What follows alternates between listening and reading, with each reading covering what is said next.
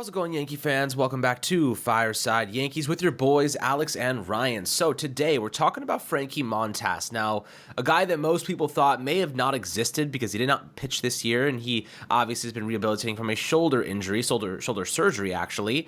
The Yankees actually have a chance here to say to themselves, why not bring him back on a really cheap contract? He's coming off, obviously, a full year of missing baseball. He did pitch his first rehab assignment. Over the weekend, he tossed one inning. I think he had 10 strikes on 17 pitches. He gave up a hit and an earned run, but he did strike out two batters. So, looking at Frankie Montas, he's making good progress. He should be available and ready to go for spring training. Is there an argument to say, let's bring him back as a back-end rotation guy, a supplementary option, maybe replacing Domingo Germán with his quality? I think that the upside is certainly there. The Yankees are going to have to replace Severino if they let Montas go, and Germán most likely. So that's three arms you're losing. You do have Clark Schmidt. You got Nestor coming back, hopefully from injury. Rodon lose 10 strikeouts yesterday, looked a lot better. Still have Garrett Cole. Maybe they get Yoshinobu Yamamoto. Maybe they go out and, maybe they call up a guy like Will Warren or Drew Thorpe eventually. Johnny Brito, Randy Vasquez. There are names there, but when it comes to Frankie Montas, we're talking about a guy that has substantial experience in the MLB. He has proven that he can be a very solid pitcher for the Yankees, or really not for the Yankees, but for the Oakland Athletics, therefore. But, if you want to bring in a guy that is middling, you may as well take the shot on Frankie Montas. So, is it worthwhile to bring him back on a short-term deal, a cheap contract? The Yankees stand to save about $7.5 million if they let him walk. But Ryan, I'll let you give your take. I know you were a big Montas guy before the injury, and obviously we didn't anticipate that coming. But do you think there's a good argument to make the Yankees should bring him back? Yeah, so the way I view it is the Yankees, number one, should keep all their options available. And number two, the Yankees have the pitching depth where if they were to sign Montas, they could sustain him going down with injury. Look, this year was an unmitigated disaster, not just for Frankie Montas, but for everybody, really, it felt like, on the Yankees. Their best hitter, Aaron Judge, had a really good year, but he got hurt twice, right? Like, I think he would tell you this wasn't the year he wanted, even though he's probably going to finish with the WRC plus above 160, and despite the fact that he missed so much time, he might win a Silver Slugger in the outfield because he might finish top 5 in home runs for the American League. So, in a year where he hasn't really been, in a year where the Yankees haven't really been healthy, in a year where the Yankees really haven't had this durability and stability that you're looking for in their position players and the rotation, I get the pushback to signing Montas. But there's a reason why the Yankees traded for him in the first place. There's a reason why he was a highly coveted starter. I don't want to do revisionist history. I feel like a lot of people participate in it. I'm not going to do it for Frankie Montas. Frankie Montas was legitimately top-of-the-line pitcher, as you alluded to, for 2 years, really. And look, I get it. People are going to say, well, that's 2 years. It's not a lot of sample size. Well, he really didn't get a full year to be a full-time starter until 2020 and 2021. And in 2020, he struggled. In 2021, he looked great. 2022, he has a great first half with the A's. He gets hurt with the Yankees, and it just falls apart from there. But in that 2-year stretch from 2021 to 2022, big strikeout guy, kept the ball on the ground, had a really good pitch arsenal. There are things to really like in Frankie Montas' arsenal, most notably the splitter. The league has kind of shifted away from trying to use pitches that fade down and away. Like, usually you would say, oh, he can't handle lefties, let's throw a changeup. But more teams are going, hey, he can't handle lefties, let's throw a cutter. That's what happened with Clark Schmidt. Clark Schmidt started throwing a cutter. Garrett Cole, when he started, scuffling a little bit mid-season, and when he had some of his struggles last year with the home runs, the Yankees tried to incorporate a cutter with him. The Yankees as an organization are by far the most cutter-heavy organization at the minor league level in baseball. They have a 5% gap between them and second place. The gap is so wide, I think it's wider between the gap from second to 15th. It's a massive gap, Alex. They're a very cutter-reliant team. Montas has a pretty good cutter. He has a pretty good fastball, a good sinker. He has a very diverse pitch mix. He throws very hard. We saw him a little bit in a rehab outing yesterday. His velocity looked solid. Look, you're going to have to build up his innings, and that's the big thing here, right? Like, you can't ask Frankie Montas to toss you 200 innings, but you at least have the pedigree of, in 2021, he pitched 187. In 2022, he pitched 144. So reasonably, you can expect maybe 130, 140 innings out of him in 2023 if he stays healthy. And the production you're going to get over that time span likely could be better than the $10 million or $8 million, or whatever it may be, that you would have to pay to have him back on the Yankees, where, you have the depth to supply guys. Like, you have Johnny Brito coming out of the bullpen, and he looks remarkable, and he's a multi-inning guy. He's he's been able to do it over 3 or 4 innings with that velocity. So could you maybe do something where Frankie Montas pitches, the first few months of the season uninterrupted in a 5-man rotation, or maybe you do a 6-man rotation or something of the sorts where Montas is skipping a start here or there or having a day pushed back here or there? It wouldn't affect Garrett Cole. Like, I know that the big thing is, well, what about Garrett Cole? You're going to start him every 6 days? No, you can have him start every 5 days and kind of shuffle everybody else around him. Remember, Carlos Rodon is going to be coming back from a year where he didn't throw 100 innings. Same thing with Nestor Cortez. If you have Clark Schmidt on your team next year, it'll be the same situation. If you go with Michael King in the rotation, that'll be the same situation. You're going to have a lot of guys who need to build their innings back up. The Yankees, they're automatically going to have issues with durability in the rotation, regardless of who they acquire. Unless they acquire Yoshinobu Yamamoto, they're not finding a guy on the market that they're going to find at the price point they want that's going to give them 200 innings next year. So you're going to have to kind of shift more towards getting a bunch of guys to give you 100 plus innings, and that's kind of a modern approach, and I think that's the right approach. And Alex, here's the big thing: you might only have to spend $10 million to keep Frankie Montas, whereas you'd have to make me spend and invest $200+ million in getting to a bidding war to get Yoshinobu Yamamoto. The Padres are in tailspin. Like, we don't know what their future looks like. Could they be moving Juan Soto?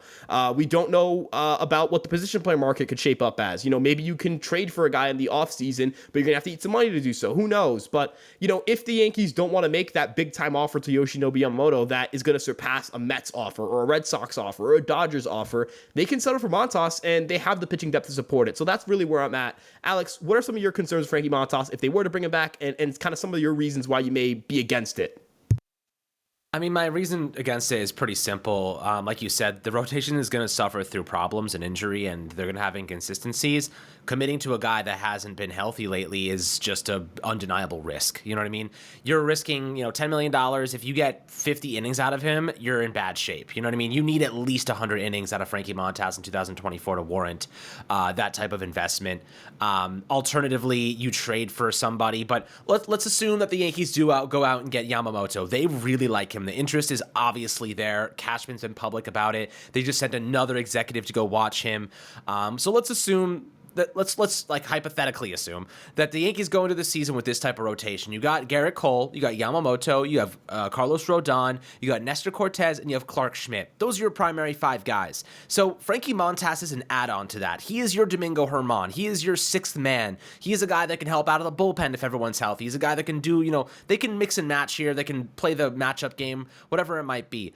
They have another arm there that's of high quality, has proven that in the past, that could really help this team as a supplementary piece. I am not investing my bucks, I'm not investing my chips into him as a prominent arm in this rotation. I want to get that out of the way first and foremost. I do not trust Frankie Montas. The Yankees have gone heavy into players with bad injury histories, haven't done their due diligence at times, over-investing in players that are maybe beyond their age of prime. Frankie Montas is still in the age of he's in his prime. Is he going to bounce back from this shoulder surgery? We hope so. It depends over the next couple of months go. If I'm the Yankees, I'm getting him as much action as possible over the next couple of weeks. He pitched an inning. It's not enough. We need to see him at least. I mean, look, 2 weeks is not much for a pitcher, obviously.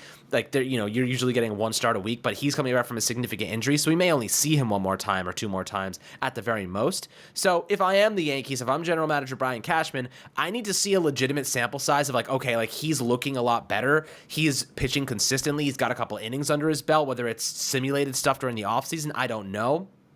But investing $10 million in him may be a bad move. You may actually want to leverage some of your prospects to trade for a younger guy that has some upside. Trading for pitching prospects is difficult. You usually have to give away some value for that. But the Yankees have a lot of guys that are going to be blocked. Rule 5 draft eligible players. They should go out and try to leverage those.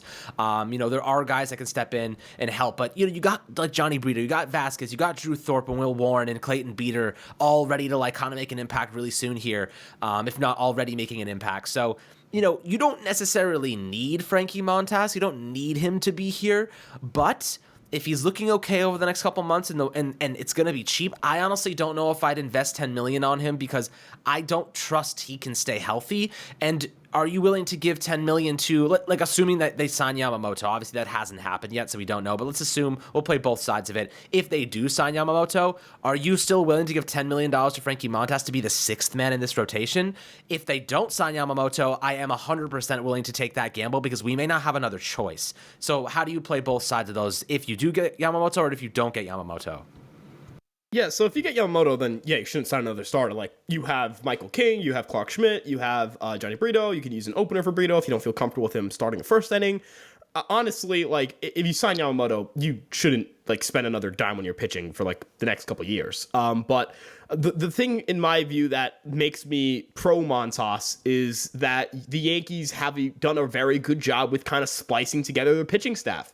Alex, this pitching staff, I mean, let's be real here. Let's be honest with what this team has in their pitching staff. They had a broken down Luis Severino, a Carlos Rodon that was unreliable for really most of the season up until the last few weeks. And even then, there was a really bad start against Detroit thrown in there. It's been Garrett Cole and kind of some misfits. Clark Schmidt, after, mid-May, has been really good. You've gotten some production from Michael King. But for the most part, like, this pitching staff is in flames. Everybody keeps getting hurt. Nobody can stay healthy. And yet they're 8th in ERA, right? Like, that's kind of incredible, right? Despite everything that has gone wrong, everything that could go wrong has gone wrong in the pitching staff. Carlos Rodon was signed to be like, he was a top 10 pitcher, man. Like, I'm sorry. Like, I know people are probably going to be thinking to themselves, oh my God, why the Yankees signed Carlos Rodon? What a stupid signing, blah, blah, blah. Like, I mean, I kind of understand the idea of not liking a signing where a guy has a big injury history, but he was a top 10 pitcher for 2 straight seasons. And in both those years, you could have argued he should have won the Cy Young. And he just didn't show up this year. Like, he got hurt and it just didn't happen. Cortez, super reliable last year. Really good stuff plus numbers. Really reliable pitcher. Just wasn't there for us this year. And you're still 8th in ERA. Loaiza got hurt. Holmes has had some stretches. He had a really good year, but, some stretches here or there where he hasn't been great. Canley had those stretches where he wasn't great, even though he's had another really good year, and he's been hurt as well. Looking at the bullpen, Ian Hamilton's been hurt twice. Jimmy Cordero had his situation. Like, Domingo Germán has hit another situation as well. Like, everybody gets hurt or something happens, right? This year's been the year of everything that could go wrong has. And they're still 8th in ERA. So do I trust the Yankees to have enough depth to survive Frankie Montas being a bust at $10 million? Yes. And if he succeeds, good Lord, that pitching staff, even if it's 180 innings of a number 3 to number 4 caliber pitcher, which the upside is more so number 2, number 3 than number 3, number 4. If you get that type of production and you get that year 2 progression from Clark Schmidt or a year 2 progression from Michael King, you have Garrett Cole there, you get a healthy Rodon and Cortez, that rotation is going to look really good. You have the bullpen, you bring back Vasquez and Brito. And here's another thing, Alex. If you have Montas, how much do you need both King and Schmidt? You probably don't need both. You might not even need Vasquez. You might not. And looking at again, I feel like I draw back to this every episode. If the Yankees want a Juan Soto, they're going to have to trade some MLB-ready pitching, and the Yankees have plenty of it. So if the Yankees were to say, hey, we have Frankie Montas here, we do not need Clark Schmidt right now, and they package Clark Schmidt, Everson Pereira, that is a very nice starting package for Juan Soto. And if you look at an offseason where it's sign Frankie Montas, trade for a big bat, and, kind of incorporate the youth and bring Dominguez back eventually when he's healthy, that team gets scary. That team gets very scary very quickly. The bullpen's very good. The depth is very good. The farm is very good. You just need the bats to wake up a little bit. And I think taking that flyer on Montas gives you a little bit more breathing room to splurge on the offensive side of the ball. I mean, look, it really is the discussion of money versus talent. You know what I mean? Money versus, I guess trading guys or whatever it might be. If you want to take the not really even a gamble, you're getting for Juan Soto, he is going to produce instantly. The Yankees, like, that's the thing about the Yankees, right? It feels like they're so close yet so far away all the time. It's like we're so close to being right there, but then there's like those weird things that happen. Those players that don't step up. A batting order with Judge and Soto in it, like those two guys alone can carry an offense, one after another. Like, they could do the damage you need. Having everybody else, Dominguez, I mean, if Stanton turns it around, DJ, Rizzo still here, if Steinbrenner wants to spend the money, the Yankees can turn this thing around pretty damn fast. The question is I don't think he's going to go out and get Yamamoto and then Juan Soto in free agency. I just don't think that that's realistic, because committing $150 million to Yamamoto after $162 million to Carlos Rodon and then just putting it up $300 whatever mil to Judge and then another $500 million to, I mean? It's too much. I don't even think Steinbrenner's got the balls for that. And I think the Yankees could do it. Like, they could spend endlessly and they would be okay. But I just don't think that they have, I don't think he can stomach it. So There's going to be some interesting decisions here this upcoming offseason. Honestly, I forgot about Michael King. He could be an electric arm in this rotation. He could be one of our top 2 pitchers. He could be right there with Garrett Cole. If Michael King stays healthy, I legitimately think he could be right there with Garrett Cole and Rodon at the top of that rotation, like that 3-man, that 3 guy. Maybe they view him as that. Maybe they're like, we don't need Yamamoto. Maybe what Cashman is trying to do with this whole Yamamoto kind of interest is raise the price so that anybody else in the market, they're just eliminating them from another big bid for another player. Maybe it is Juan Soto. Oh, we just gave out $200 million to Yamamoto. We probably shouldn't go after Soto. It's always good to, raise the price for somebody else, maybe if you don't even want him. But nonetheless, I don't think that's the case. I think they do want Yamamoto, and I do think that there is legitimate interest there because he is 25 years old, durable, and he could be a star with this Yankee team. And we haven't gone down the route of international players in quite a while since Tanaka, and I feel like we missed that. I feel like we've missed out on some pretty solid talent because of that lack of interest. And I think Steinbrenner wants to go back into that pool. I think that suddenly watching Cashman go overseas to see him, and the Yankees suddenly having interest there, I think that Steinbrenner's like, why don't we go back into that side? We've had so much success there in the past. Maybe we take another chance on a player of that caliber. So we'll see. It's going to be an interesting offseason, guys. But I'll tell you one thing: you can get all your news here on Fireside Yankees. We got you guys covered from head to toe with all the latest details of this team and what they're going to be doing. So don't worry. Offseason is going to be slow, but we'll certainly be here to get you through it. Don't worry about that one single bit. Make sure to like and subscribe as always, and we'll catch you guys on the next Fireside Yankees episode.